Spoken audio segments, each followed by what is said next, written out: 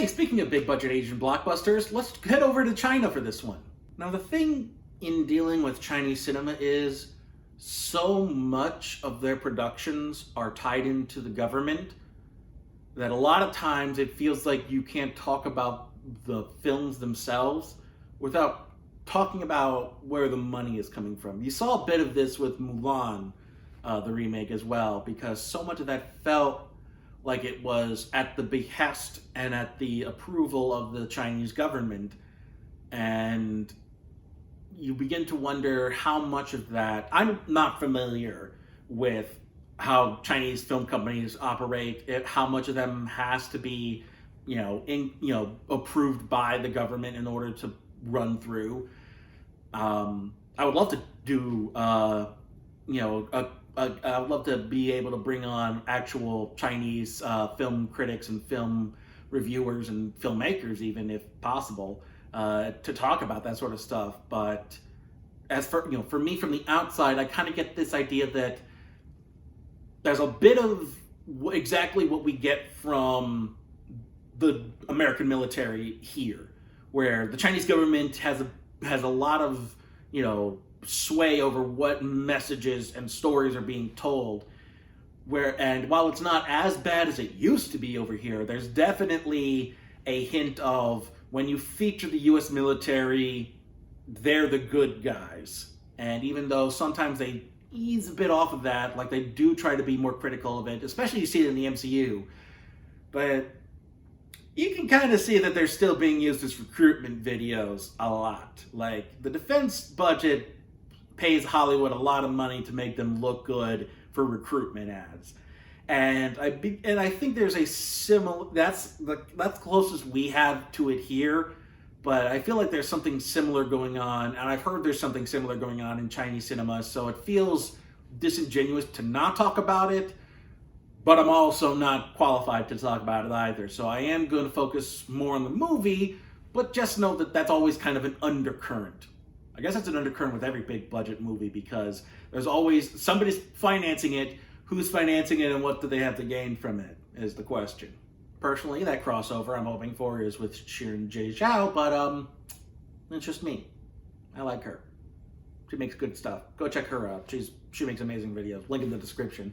In any case, the movie we're actually talking about is The Yin-Yang Master, which is actually an adaptation of a Japanese novel series. Like, there's even a game series based on it. There's a manga series. I don't know if they made an anime, but there's a series called Onmyoji in Japan. And apparently it's a pretty decent-sized franchise. It's been going on since, I think, the 80s or the 90s.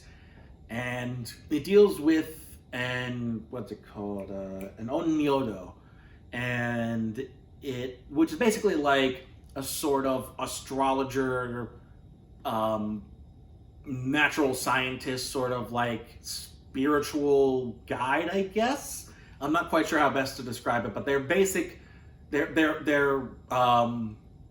deal with a lot of spiritualism, magic, and sciences, mainly tied into the yin and the yang concepts, as well as the five elements, which are big in Chinese mythology and culture. And you see that passed along even through Japanese media as well. This idea of like the five elements, earth, air, water, wood, fire, all that stuff. That even ties into things like acupuncture and, whatnot.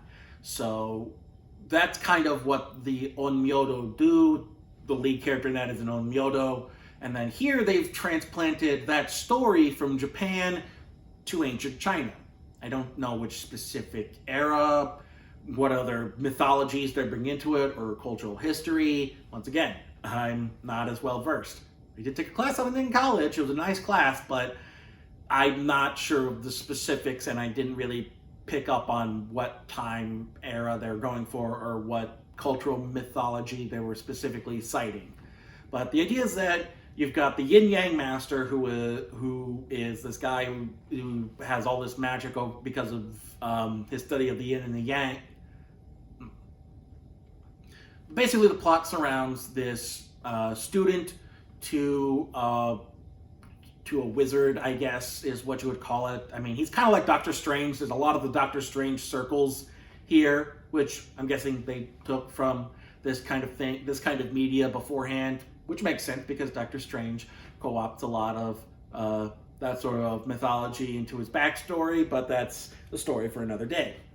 In any case, there's this teacher who's trying to keep back a dark serpent who is the embodiment of the yang, the badness.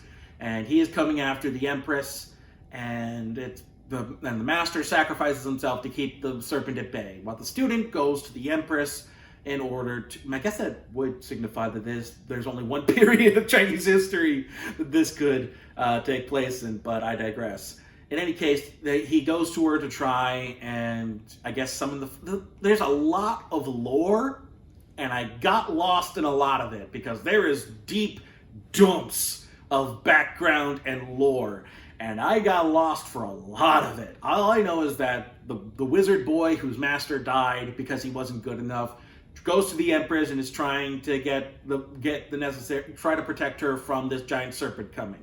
And then something happens, there's a big giant fight with the giant serpent at the end, and there's a lot of special effects and wuxia. This is a wuxia movie, basically.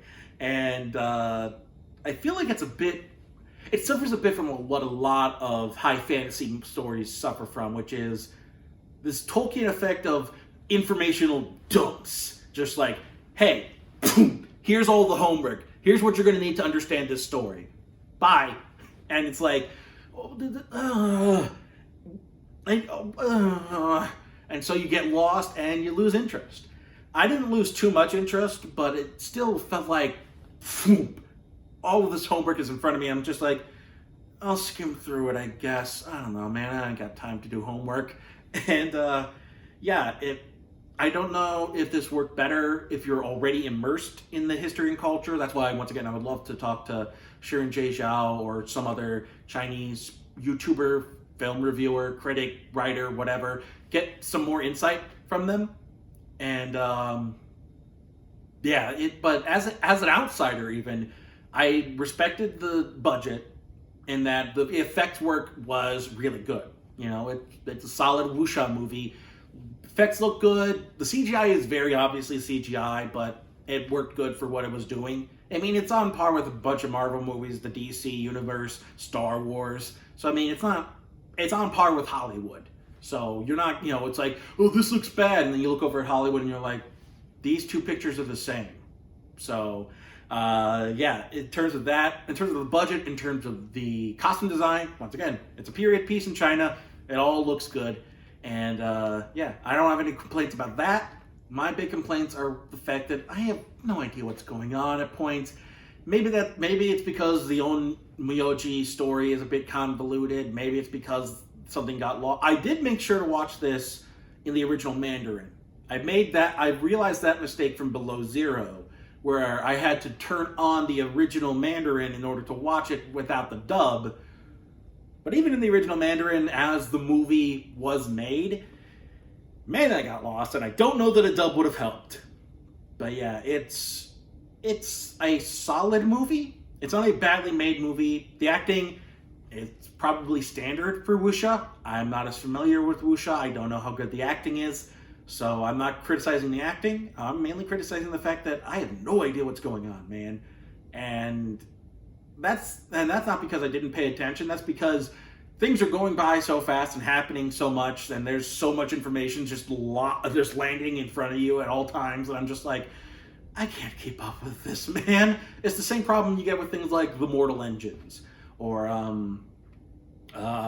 what's another really good one that does this? I think Dune, the original Dune, suffers a bit from this. You see this a lot in high fantasy movies because they're trying to give you so much backstory, and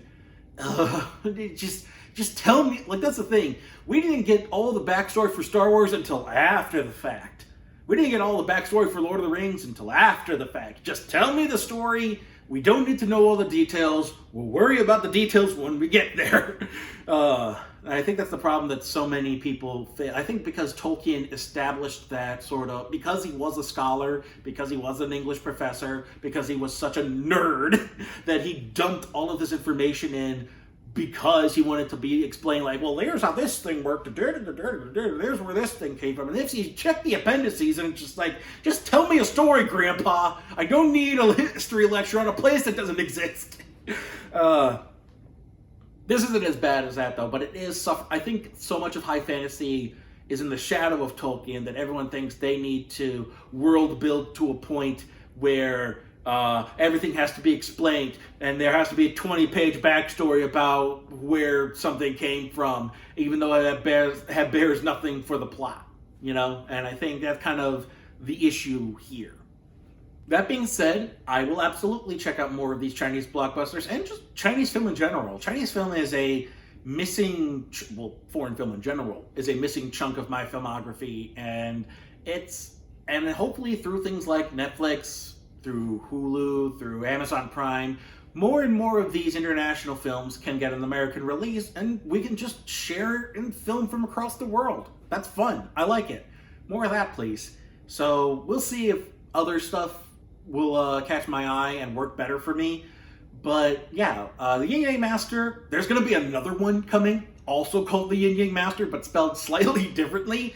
But that one's going to be based on the Onmyoji game and not the novels.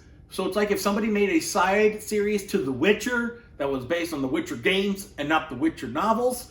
And it's super weird, but if it's good, it's good. I'll review it when it comes out, if it comes out anywhere near me.